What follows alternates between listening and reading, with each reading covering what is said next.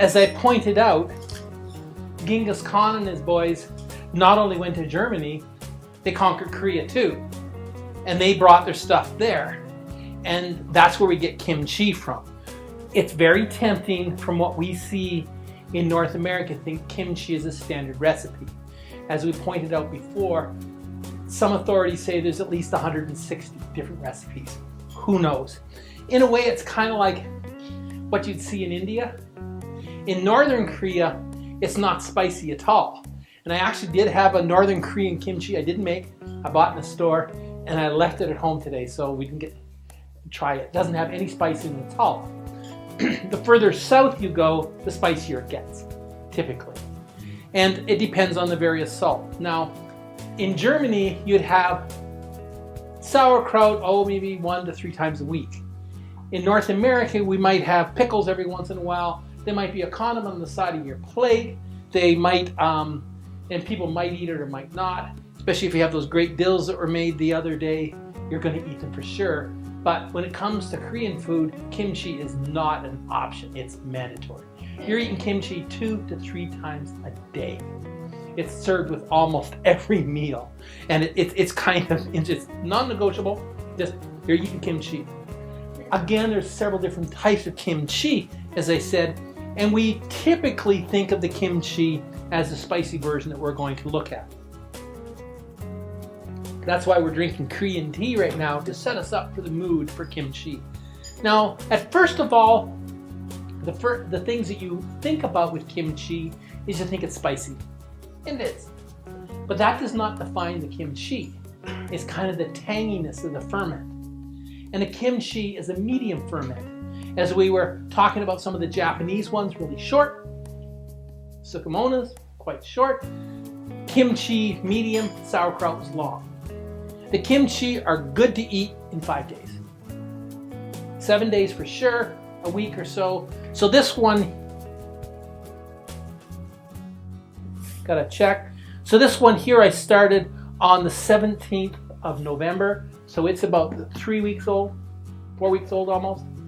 And this one here I started 7 days ago. So, but it will be already, I haven't even opened it yet. So haven't even checked it yet, so we'll see. This one I made with a traditional amount of salt. This one I made with less salt. Now, one of the biggest things that people wonder about when you're talking about Korean food, and we put that a little bit in the last lesson, but just want to repeat it, is Koreans eat really, really a lot of salt in their diet. And this is just showing does salt really harm you? And I would say that we got fed a bunch of malarkey in the 60s and 50s when they started putting a lot of additives and they were saying that salt was causing cardiovascular disease. It was probably, we don't know this for sure, probably the additives that are causing the problems. So there are several cultures on the planet that eat really a lot of salt and several animals that eat really a lot of salt and they don't have cardiovascular problems. My second largest ethnic group of patients is Korean. So to say I have over 1,000 Korean patients in the last 20 years is definitely an under-exaggeration. More in the last 10, there's been more and more Koreans coming over to North America and really enjoying Alberta. So I have an awful lot of, and their cardiovascular is next to perfect. They have great, and they eat a lot of salt. So you'll see a little bit more salt in all their diet, but not a problem. And that's one of the first questions they always ask. Is the salt really harming you? I heard all the salt we have right before. Probably the reason I'm seeing so many Korean patients is I had a little old lady come in about 3 or 4 weeks ago, and she says, I want to see the kimchi doctor because lots of times I prescribe kimchi to them. And of course they love that because kimchi is a matter of an everyday conversation with them. There's festivals. You go to Seoul, there's museums for kimchi. There's great big huge festivals for kimchi every year. So November, people get out in huge swarms and make kimchi. You'll see blocks upon blocks of people with kimchi. And again, we're talking about massaging the area, the cabbage, which we'll look here momentarily, how to do the squeezing of it with the peppers and stuff like that. And Malcolm was worried about doing that. Well, the Koreans got around that. They have the kimchi glove. They're always this pinky red color like this, and you put these on, and you officially have to wear these when you're making kimchi. I often just do it barehanded, but it's the kimchi glove, and you can buy these locally.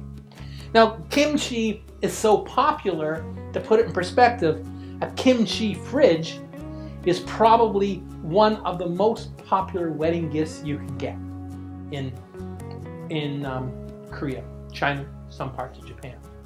Now, in the Korean stores in Calgary, they're for sale. I've been down there quite a bit lately, collecting various Korean lore and Korean foods and stuff like that. And they have at least 4 different types of refrigerators there. So you're saying, how can I do it in my apartment? They actually have different chambers in there, so you can put them at different temperatures as you're cycling through, because again, it's not an option. Certainly you can go buy it, but the smallest kimchi refrigerator I saw there, and there's a picture of it, of the one in the store that I put in your notes here near the back. It was $1,300, and that's $1,300 Canadian. And that is like a little mini freezer. Like, it's about a quarter the size of this table here. So they're not cheap, but it's specifically designed to have the different fermentation stages in it, so you can have it and be able to